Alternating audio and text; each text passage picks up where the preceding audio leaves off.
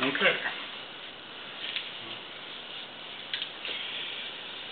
Let's try this again. I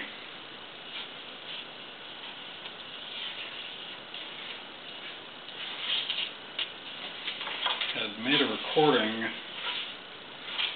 of the following pages. I've done 2 videos so far, and I did a third, and I don't know what happened to it. So, anyway.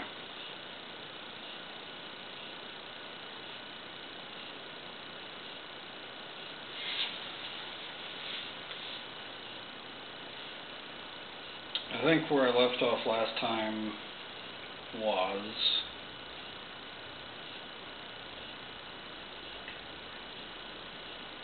I wouldn't ever want it again, her or her ash, and she remains nameless, not out of mere respect, but because I never knew her name. This is the light show. There will be a time when the human species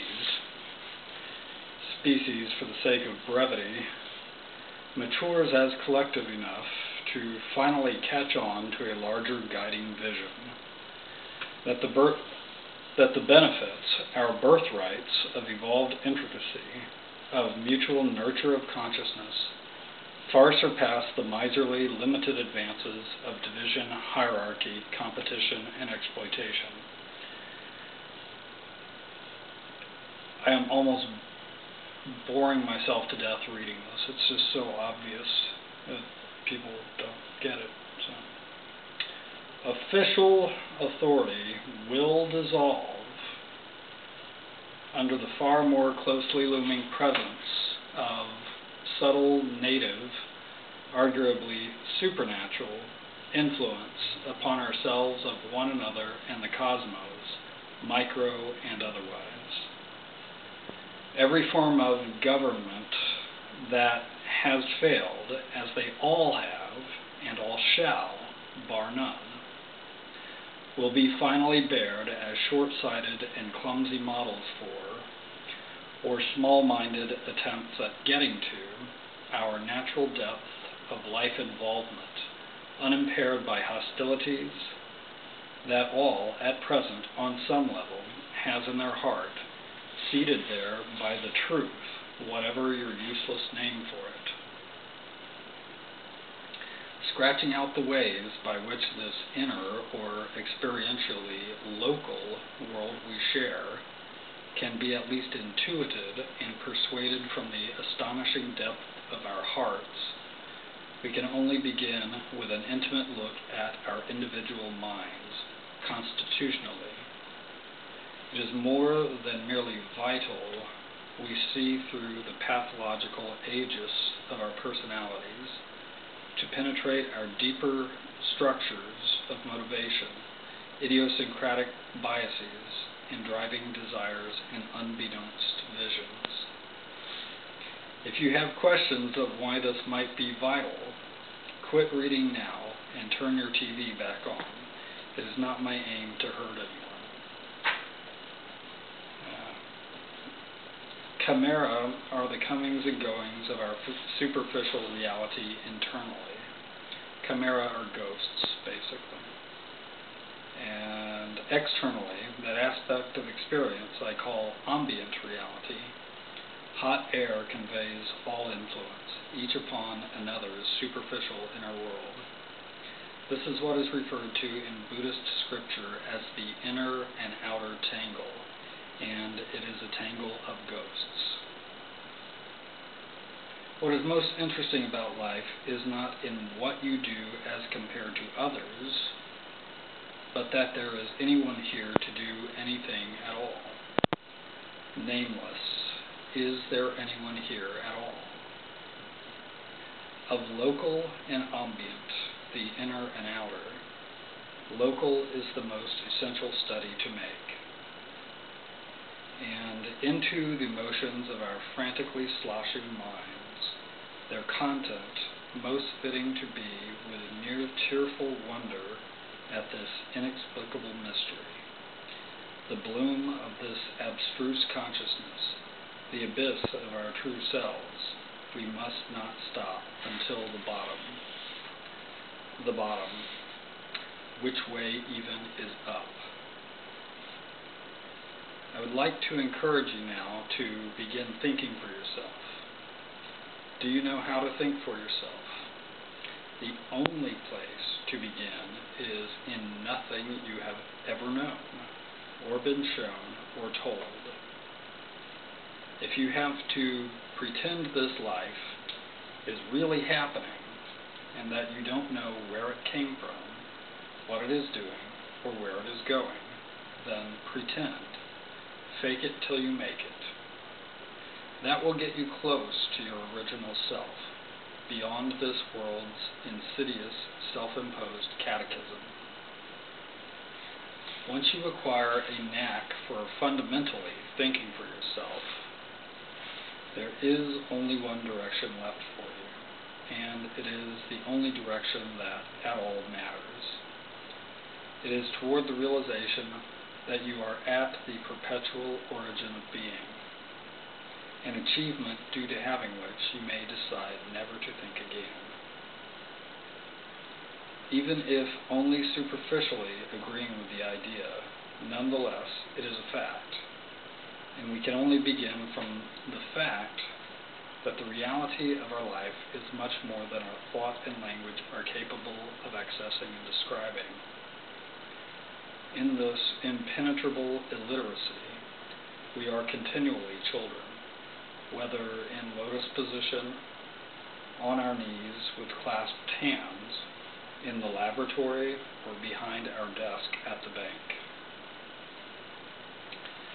The most realistic approach to life, regardless of your position in it, would be to engage one another with the mind of a mother nurturing her children, thoughtfully advising from an evolutionary and transformative perspective to approach consciousness itself for study before anything,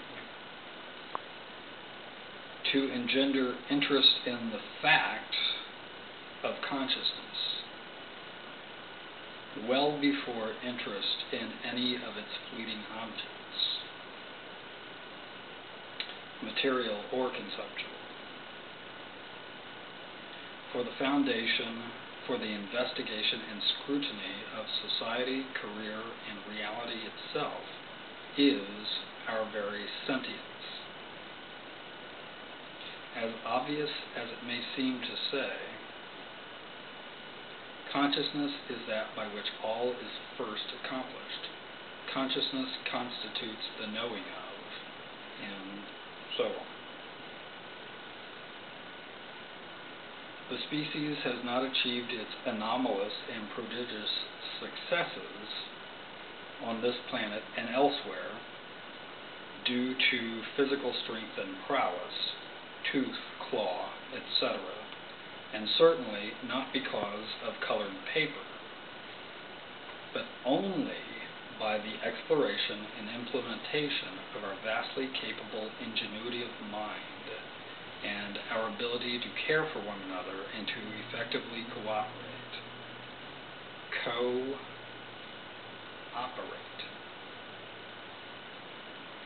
Empathy. Everything any human being has ever done is valid. Valid as a fleck of dust. Valid as a Saturn V rocket. Valid as a motorcycle, a ping pong ball, a sock, and one of those sneezes that builds up big and then goes away. Still, there is no quality of consciousness or object of which we can be conscious, reaching further than that which knows it is conscious, as you lift your eyes from the page and thoughtfully look around. There is no consciousness more pure, more subtle, more universal, all-embracing than that consciousness which knows it is conscious.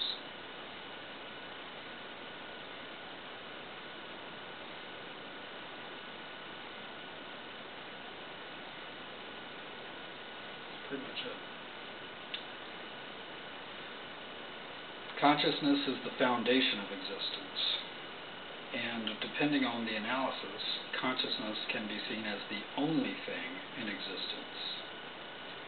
Language is so clumsy, but so is your mind, and I'm just trying to fit in. All endeavor at least begins in consciousness, and this is true whether you are a Darwinian biologist or a fundamentalist Christian. It is true even if you are a fucking moron. And of the factors that make your human life important, none reach further or more deeply than the simple reality of your being conscious. And none make you more human than that you are of the only sort in the observable universe, as far as it has been actually observed, that can decide to be conscious of being conscious. Knowing consciousness as the source and basis for all we feel, do, and have, an inalterable truth, the only thing that would make any foundational and aspirational sense for any half-reasonable person would be to step toward abandoning the small-minded, short-sighted, misguided, self-crippling, and subhuman self-deceptions that have resulted in so much of our suffering, turmoil, and bloodshed. Hint, colored paper. And yeah, that's right, I wrote step toward abandoning, rather than simply step away from or abandon. From my perspective, no one has ever said anything right. I'm just trying to fit in. As a species, let us now, finally, dear God, please, seek to make worthwhile true progress in the only direction that matters, that is, toward consciousness, toward the real. Okay, that's good enough for now. I know I have a